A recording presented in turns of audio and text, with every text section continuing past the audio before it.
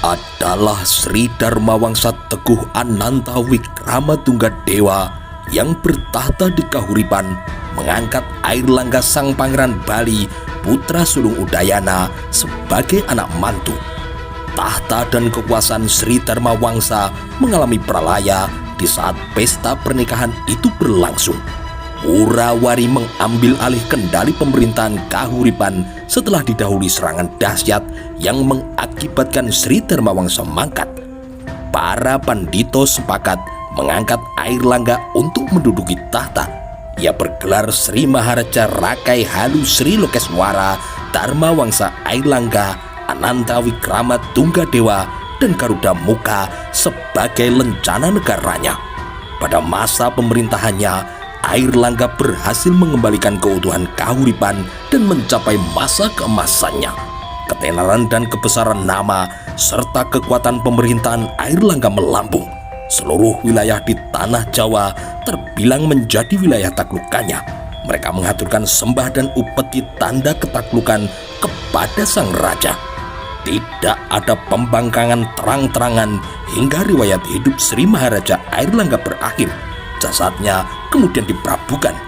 Sang waktu kini menunjukkan dirinya pada angka 1049 penanggalan tahun Masehi.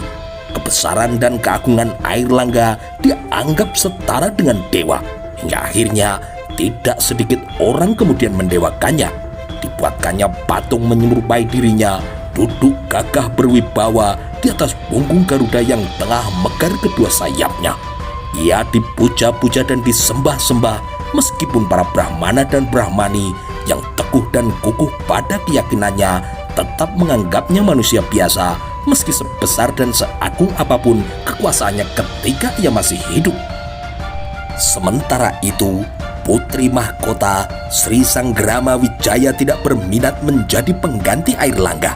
Ia hanya menghendaki bisa hidup tentram selaku seorang pertapa.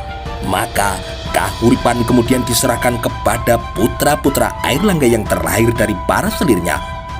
Atas nama keadilan, guna memenuhi tuntutan dan mencegah perpecahan kerabat pewaris tahta Kahuripan, Empu Barada kemudian membagi Kahuripan menjadi dua bagian, yaitu Panjalu dan Jenggala.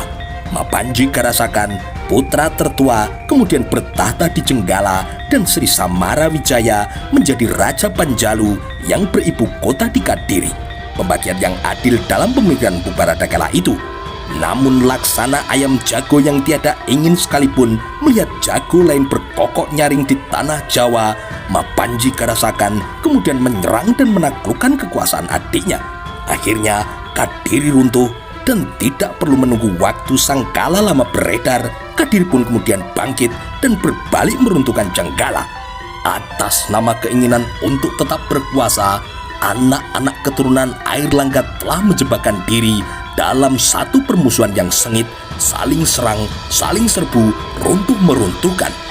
Wangsa Isyana yang dimulai dari Empu Sendok kemudian berujung pada perpecahan, permusuhan, pertikaian berdarah selama bertahun-tahun.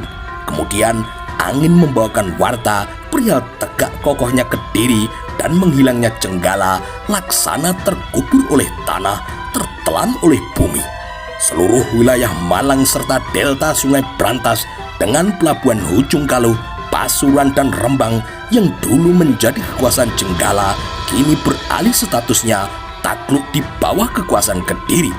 Silih berganti penguasa Kediri bertahta aman dari serbuan Jenggala yang terlelap itu. Jenggala tetap menjadi wilayah taklukan Kediri hingga kemudian Dandang Gendis menjadi pemangku tahta Kediri menggantikan Ratu Sringga. Ia kemudian bergelar Sri Maharaja Kertajaya yang bermakna Raja Diraja Gajahanan Jaya. Sang waktu menunjuk tahun 1188 ketika Kertajaya mulai menduduki singgasana Empu di Kediri. Babak baru peralihan kekuasaan kini baru saja dimulai.